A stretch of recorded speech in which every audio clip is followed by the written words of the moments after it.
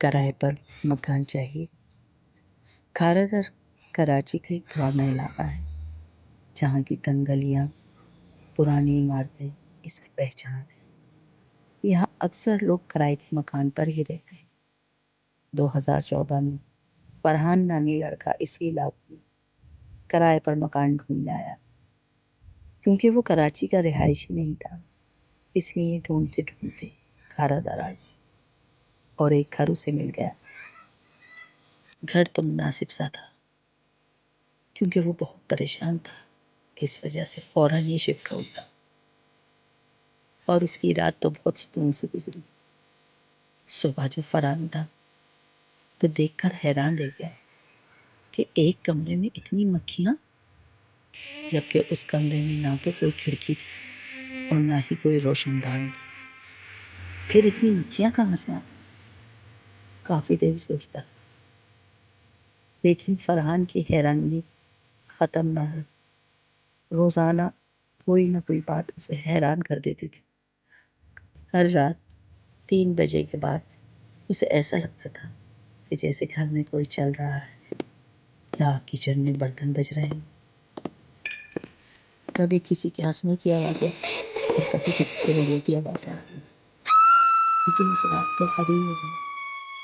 جب فرحان آنکھیں بند کی اپنے بستر پر لوٹا تو اسے یوں لگا جیسے اس کے سرہانے کھڑا ہو رہا ہے، اور جیسے ہی اس نے آنکھیں کھولی تو گہرا سناٹا تھا۔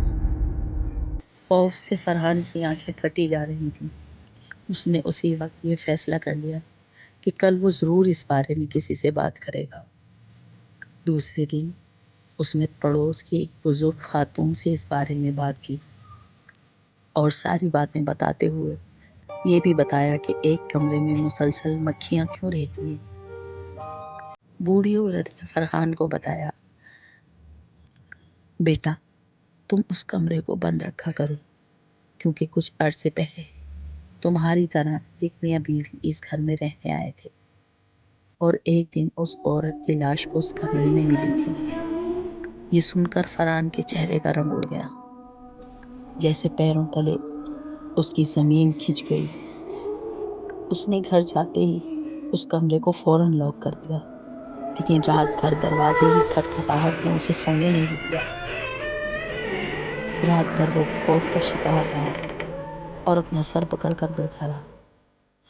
پھر صبح مالک مکان کو چابی واپس کرنے گیا تو اس نے فرحان کو اس طرح دیکھا جیسے وہ پہلے سے جانتا تھا کہ آج چابی واپس آ جائے گی۔